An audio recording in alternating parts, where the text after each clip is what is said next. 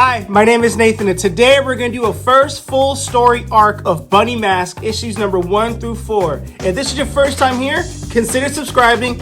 Also, timestamps will be in description if you want to go from issue to issue. And if you do like the comic or you do like the content as well, consider purchasing the comic book. Link in description if you wish to purchase a comic to support the art and support the industry. Yes, I prefer you purchase from RatedComics. My opinion's biased.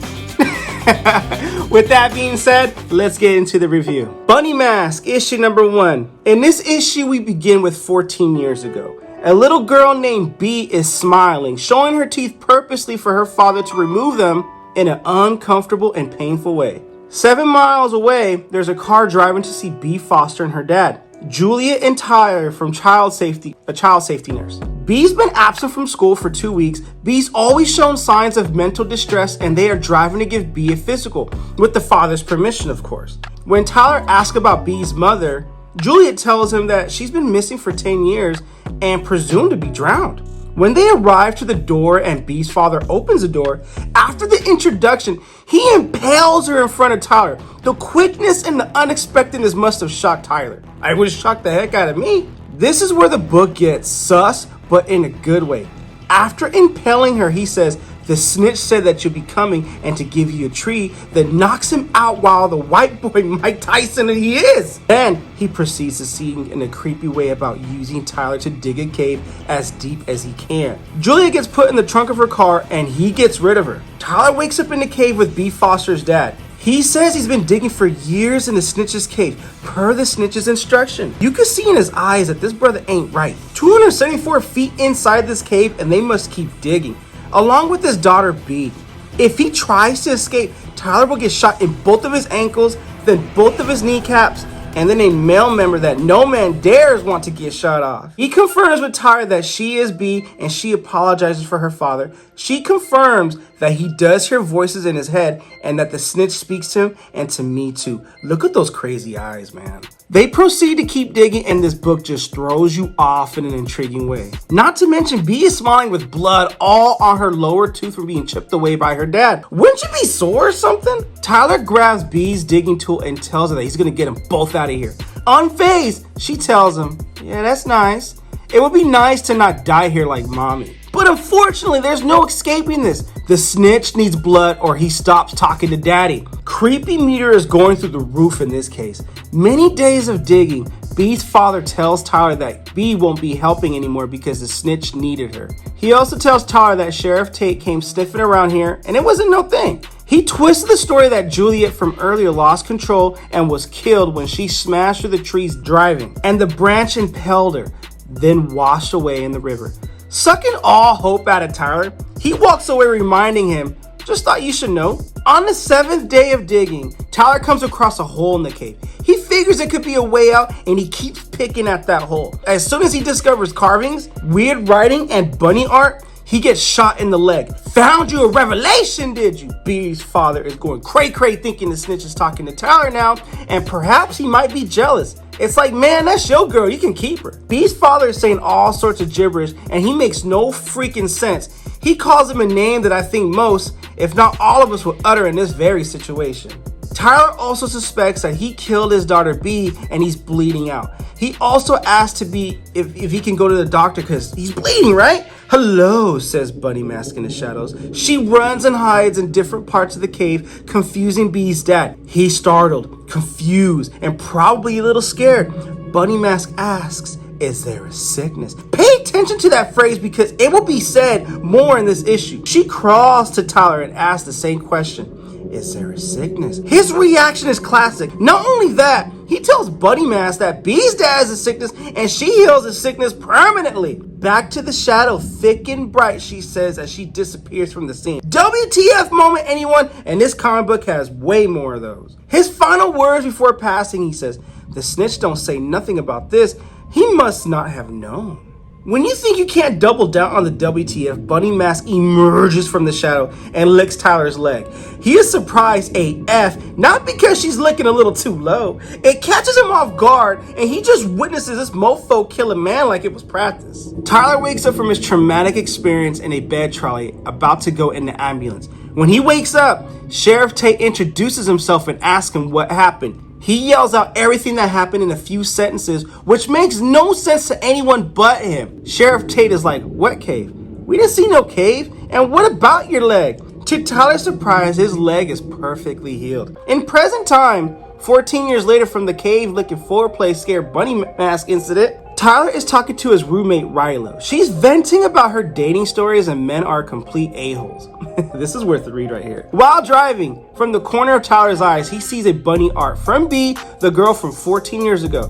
Her last name changed to Good instead of Foster. Unusual moment, he stops his car in the middle of traffic and goes straight into the art gallery as he cannot believe what he's seeing. The art is very reminiscent of the bunny mask that healed his leg in the cave. B walks up to Tyler, initially not recognizing him, and tells him that the art is personal to her. Some is for sale, some is not. The bunny art is a thing that haunts her subconscious, and she calls her bunny mask. During natural conversation, they recognize one another. It was concluded all this time that her father removed her from the cave and did the unthinkable. That's what I thought. I thought he removed her and did the unthinkable. After hugging it out, B gets interrupted and has to tend back to the event.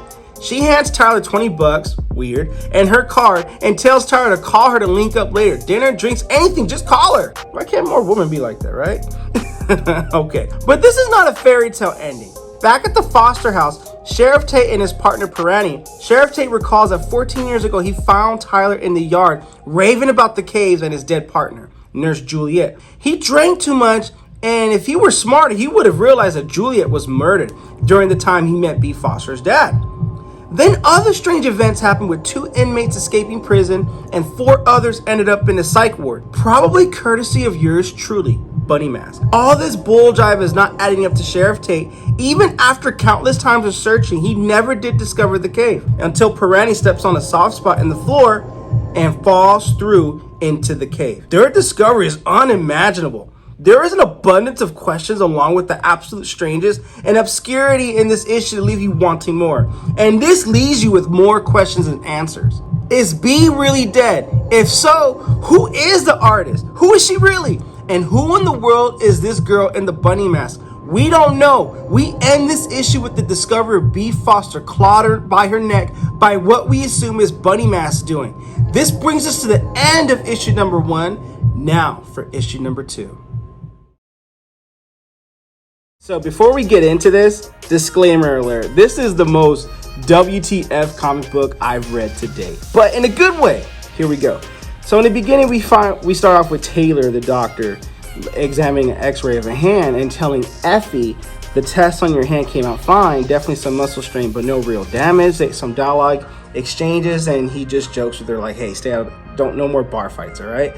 Oh, whatever, doctor, just cool banter. Then she notices the bunny mask statue on his shelf and she asks him about it. I love your new statue. He's like, what?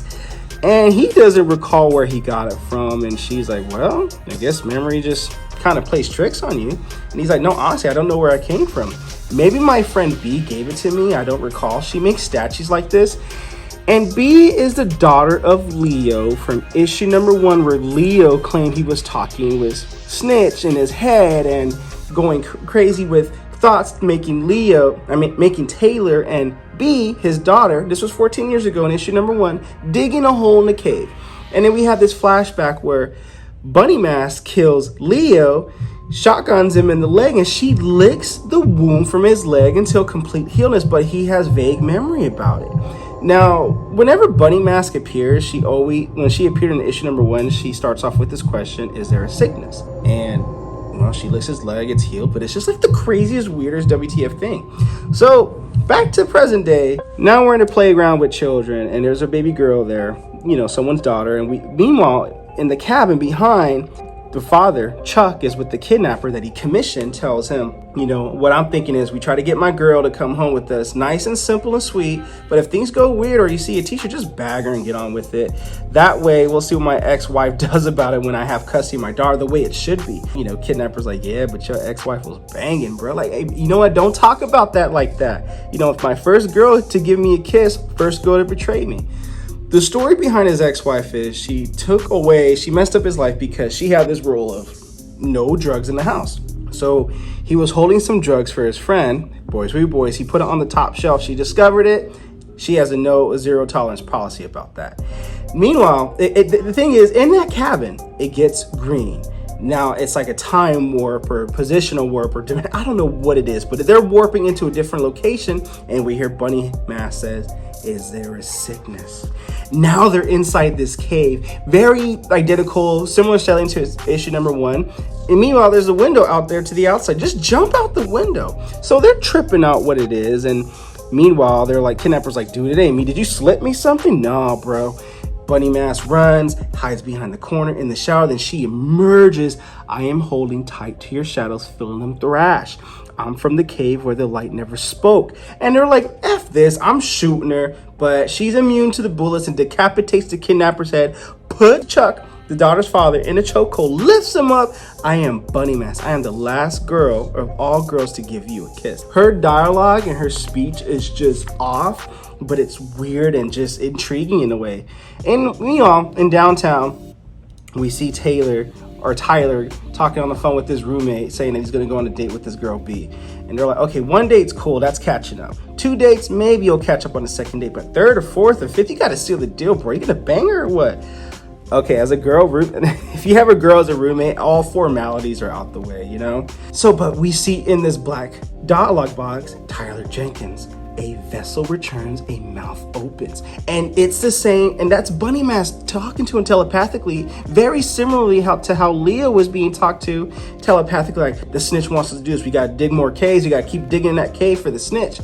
But it was like, mission number 1, it made you question if Leo was crazy or deranged or what. Now Tyler's wondering the same thing. So he goes into this cafe, has a really good date with B, and they talk. 12:30, 1 o'clock, 1:30, 2:15, 3, 3:30. It is all kosher. Tuesday, they go on karaoke. Thursday, more date. Friday, B invites him to her studio. Saturday, horseback riding. It's just an awesome week of dating. Sunday, he's sitting at home. He's talking on the phone with B, but meanwhile, Bunny Mask telepathically talks to him, says, "You sink a hook in the truth and you drag it out of their throats." What are you, like, it's the weirdest thing. Monday, date. Wednesday, every secret has a body to bury, but every secret is an open grave. Are we speaking in riddles? What the like I said, the most WTF moment in the book. Saturday morning, this part of the book, I mean, don't get me wrong, the dialogue in here is funny. And this is the only book where you can turn something as simple as delicious as pancakes, but make it into a sexual innuendo. So Tyler's roommate's like, "Hey, did you hit it yet?" "No, man, well, look, like these pancakes, man, the two of you should start slapping each other like pancakes. We're both adults here. What are you playing here? Like, don't try to be jealous." But at this point, she's like, "Are you gonna slap her pancake or you eat some pancakes?" And I'm like, okay, I don't know if I'm hungry or horny at the same time, maybe both, but only this book can make pancakes and innuendos come cool. Downtown, Tyler's walking, and then all this telepathic, like, Bunny Mask can't take it anymore. She starts just rambling off him, and we get this green not in trash room, but this green time dimensional warping or whatever it is. And this is what Bunny Mask is telling him: "Don't love her anymore. It wasn't locked under the floorboards where she'll never find it. Added a tiny little thing to her tattoo and she'll never notice it. It screamed, it screamed, it screamed." And and then all of a sudden it just whites out. And Tyler's like, "What?" And then in the beginning of the book, we see Leo, who was killed in issue number 1, who died in the cave, just tells him to go this way. He'll guide you. What? It's good. It's all right. Tyler wakes up in the bed in the cave and just trips out. Now he's in a ice storm. Then he's in an Uber car where the Uber driver is telling there's candy in the bowl back there. "Don't forget to give me 5 stars." What? He goes into his room, opens the door. Now his roommate and his patient Effie are on the bed, looking like it's about to threaten him with a menage a trois, but there's pizza on the counter. Pizza and, huh? So Tyler's like, "Okay, how's your hand doing, Effie? Is your hand feeling better?" And she's like, "I don't know. I'm so high on ecstasy right now. It could be hurting like a bitch, but I wouldn't care." "So you two dating then?" "Dating? Oh no, we're just topless friends." "No, you're not, because your tops are still on, but I get where you're going with it. I'm just saying, I'm calling a topless or topless with top on when I see it." So Tyler goes into his room, opens the door, notices another bunny portrait, calls his friend B, the artist, the girl from the cave in issue 1. "Did you send me this?" "No." "Okay." Then he goes to sleep. And then these voices from Bunny Mask just haunt him. I know where the pills were, like a pocket of Mia's skin. The light went out from her eyes, changed the password for my phone. I pissed in through her window. Carve a little piece of mercy from her. It's just like the weirdest weird dialogue context patterns ever. He wakes up, there's Bunny Mask. It doesn't look like she's threatening at this point, but this girl's nothing to be messed with. And they have this dialogue, and she's like, oh crap, you're real. You know, I thought you were just a figment of my imagination from 14 years ago. She's like, nothing is real. Touch me. Does this one's flesh feel real? And he touches her, and then it looks like he's about to, go in. Lonely at night. Freaks come out at night, I guess, especially Bunny Mask. So he asks her questions, and what's she all about? The dialogue is just different. It's definitely what WTF, but we don't know what this is all about. And it's not WTF like you don't want to read any more of this book, you're just going to put it down and not even look at it again. It's WTF in a way that you want to continue reading this book because you don't know how it throws you off guard, but it keeps you intrigued. With that being said, I thought the book was great. It's just different WTF, but in a good way. Like, come on in, stay in, and you don't want to leave because you want to see where this goes. In this issue, we start off with these intruders breaking into Tyler's apartment in the biggest buzzkill kind of scene. If you know, you know. In issue number 2, Bunny Mask homegirl went into Tyler's bed. Stay with me here because this is definitely a WTF kind of comic, but it does it in a way that's not annoying and keeps you invested. Tyler tackles one of the intruders to defend this girl's honor in the lingerie with the white hair. A scuffle ensues. This is getting out of hand. Where's Bunny Mask when you need her? One of the intruders in the white suit is about to shoot Tyler in the head. As he pulls the trigger, Tyler's roommate, the sister, moves in and gets his arm out the way in just the nick of time, messing up his shot, and he pistol whips her. Ouch. But that's what a good roommate does. Just when the intruders got the upper hand and Tyler, his roommate, Rilo, and the other girl are about to meet their maker, boom, boom, boom, Sheriff Roger Tate comes in and claps the intruders. Sheriff Roger Tate reminds Tyler that they met at the cave from issue number 1. After the sheriff realizes that he shot all 3 of the intruders dead, he asked Tyler and the other girls if they recognized them. In short, all 3 of them said no. Then Tyler hears Bunny Mask's voice, or the snitch's voice. Short hair lies, Tyler. Short hair knows, Tyler. Her lips are spilling lies, Tyler. Bunny Mask is snitching on the short hair girl with the white hair. The sheriff searches the intruders and finds a picture of short hair girl in his pocket. She obviously denies it, that she doesn't know them, and she knows nothing. Sheriff Roger asks Tyler if there's anything else he should know before he goes into Tyler's room. In issue number 2, that's where we see Bunny Mask about to be up in Tyler's sheets for whatever kinky reason that may be. Tyler, realizing this, tries to stall the sheriff, and to his surprise, Bunny Mask is not there. More dialogue is exchanged, and Sheriff tells them that you guys should start making arrangements for places to stay because this is a crime scene. We know where our boy Tyler's going to sleep at. No, not at Bunny Mask. She comes and goes when she pleases. His girl B's house, the one he's been dating. Well, she's not really his girl, but you can tell that they have some serious chemistry going on, especially when they were stuck in the cave together. Reference issue number 1.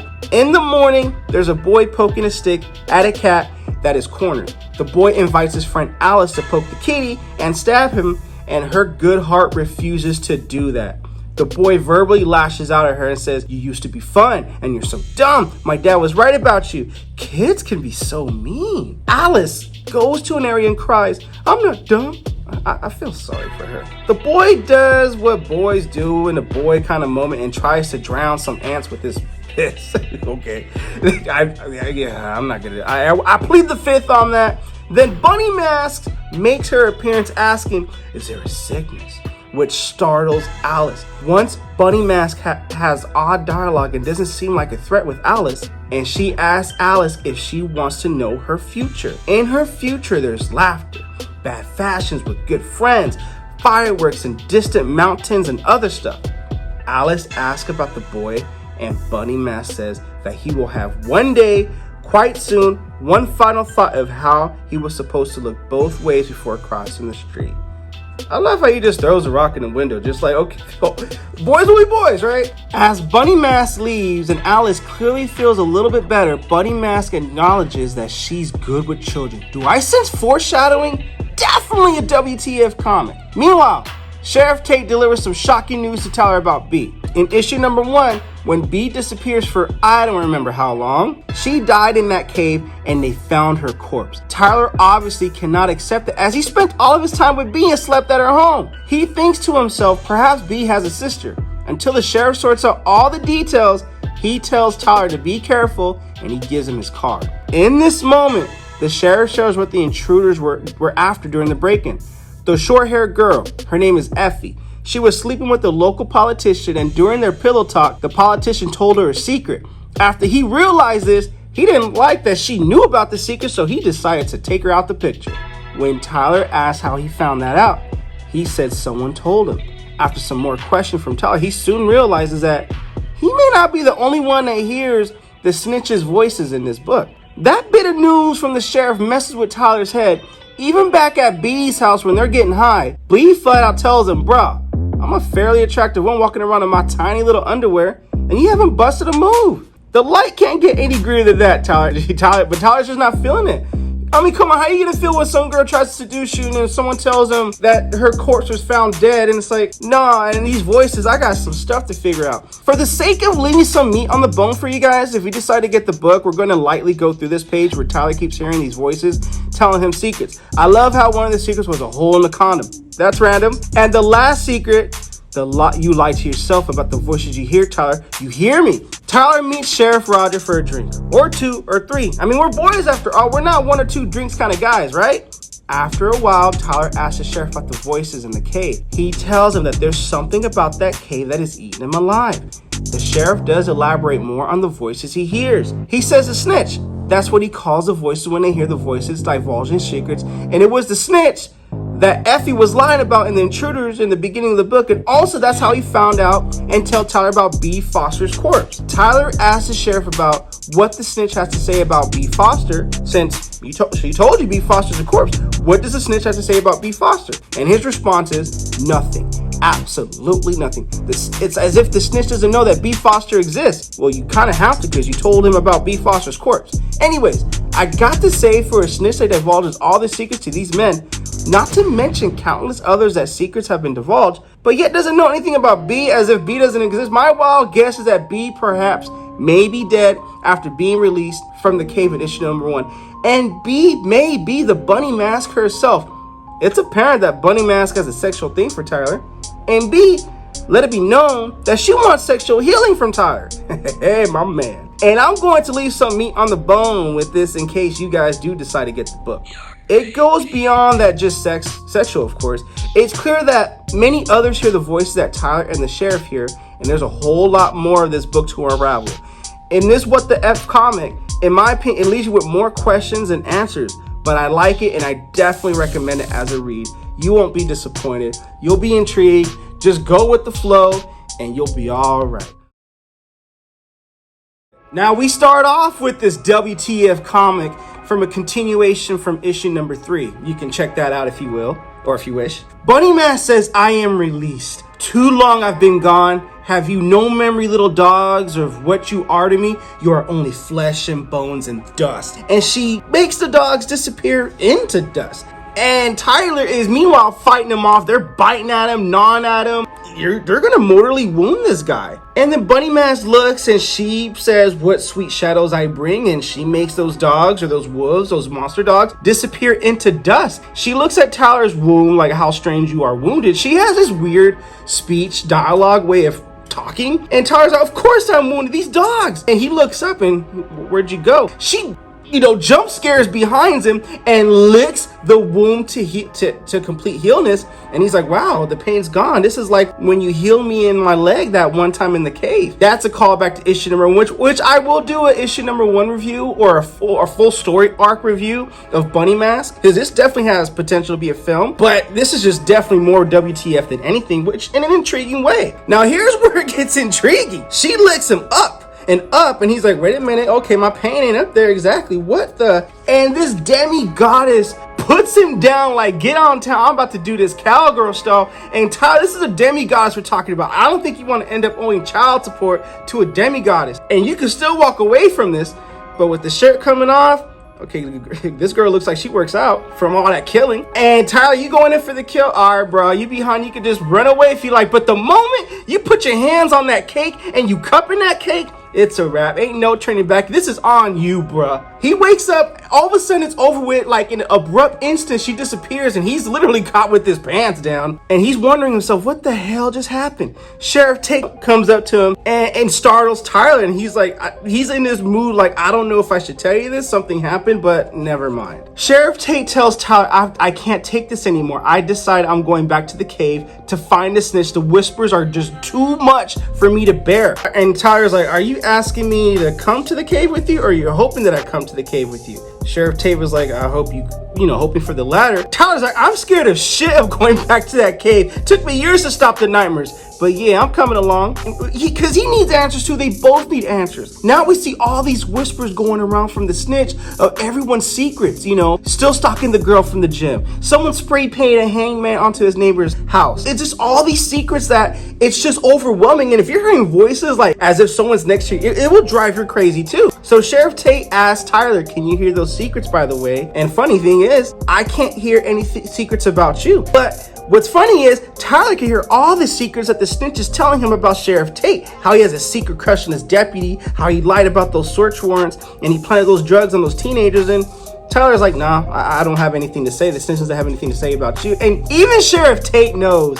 Bull jive, come on now, like, you gotta know something. The snitch knows everything. Tyler gets a phone call from B, and even B is a question mark here too, as in issue number 1, where her body is found dead, but now we have an adult B asking Tyler to come home. I mean, not come home, come here, I mean. It's a callback to issue number 3 where he was staying the night because he couldn't stay at his place, and she wants him to help her finish his eggplant pizza, so it was just a voicemail that she left. They pull up to the house, and Tyler has his weird deja vu callback, and Sheriff Tate's like, you coming along or what? Sorry, man, this is where Juliet Foster was killed with no warning at all from B. Foster's dad. They climb down this ladder into the cave, and the snitch tells Tyler about Sheriff Tate. He wants to kiss her. Don't forget, he wants to kiss her, talking about his partner. They go through the cave to go for the corpses to get some answers about all that's going on. But now those corpses are alive and digging dead, more secrets, shovel and pick, muscle and sweat, and it terrifies the hell out of them. Sheriff Tate bang, shoots them all away like the Walking Dead style. Now we see baby monster B. I told you were going to die here, Tyler. And then Tyler's surprised to see little B here. And now these monsters are coming in because they can't get killed. They're already dead. You can't kill the dead. And as they get closer to Tyler to engulf him, and I don't know what, God only knows what they're going to do to him, he calls out for Bunny Mask. There is a sickness. And hello, she appears. Were you calling my name? Yes, I needed you. So she blows all these zombies or monsters to sleep, saying we're their children, return to sleep. But she speaks in poetry. And then she's like, oh, I know you. And she sees baby V, and she puts her dust, and she's like, I have never been alive, but I've been dead far longer than you. Very mysterious, and this book keeps you in mystery. B makes no mystery what her intentions are. Now, Tyler, you have called. Have you called for kisses or screams? Okay, look, man, he answers how I would answer that. I don't know how to answer that question. And then she's like, well, then I don't know how to stay. And she disappears and goes into the dust. And he calls out for her. And then now it gets to the question of, all right, Sheriff Tate, what are you going to do when we find the snitch? Arrest him, kill him, and then the snitch arm goes from behind and grabs Sheriff Tate in the chokehold and speaks like, you complained of my speaking, then why wander so close to my mouth? It's an obscure looking thing, and I had no idea that this thing would look like that, but that's what this book is. It's all WTF. And the snitch continues to talk. Maybe you've come to hear my truths. I hear your stuff, I hear your nonsense. And he tells Tyler, you're the one that set her free. Or not set her free, you're the one that set it free. And Tyler's like, set what free? And Sheriff Tate's like, get out of my hand, and shoots him away. And it's like, This is not how the truth dies. That's what the snitch says. The truth is, you sit at home and wish your life was different, Sheriff Tate. Your wife sleeps in a separate bed. Deputy Pirani has that wonderful laugh. That whiskey has its call on you.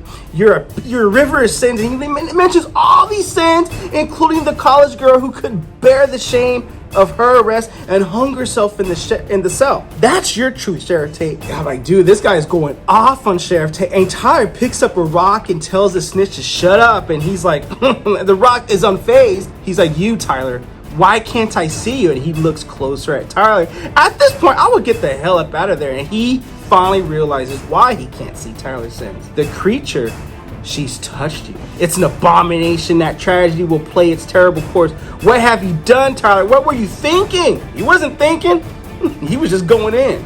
But okay, so he tells her, you've fallen into the oldest of shadows where even the truth can't walk. You will regret this. And he can't take it anymore. I don't know, I guess the truth hurts or something, but he just bashes his teeth in with the rock and then rips his tongue out. And I get out of my head, and you can't get in my head if you can't speak to me. So after what appears to be a conclusion, they're about to leave. And then Tyler says, I feel in the air, it's like piss and dirt. I gotta get out of here. And Sheriff Tate's like, you coming or what? And he sees Bunny Mask in the corner. I'll be there in a minute.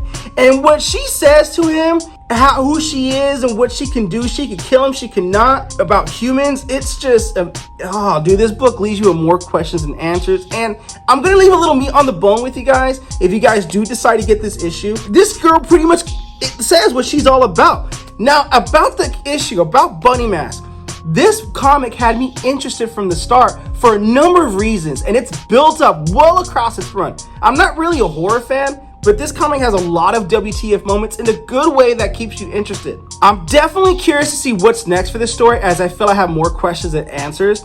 This issue deals with a lot of initial fallout and has some really strong sequences, especially when Bunny Mask is involved, and it gives the form to the snitch, which really shakes up the view on some things here. Here's my questions. Is this all a dream? Who or what is B?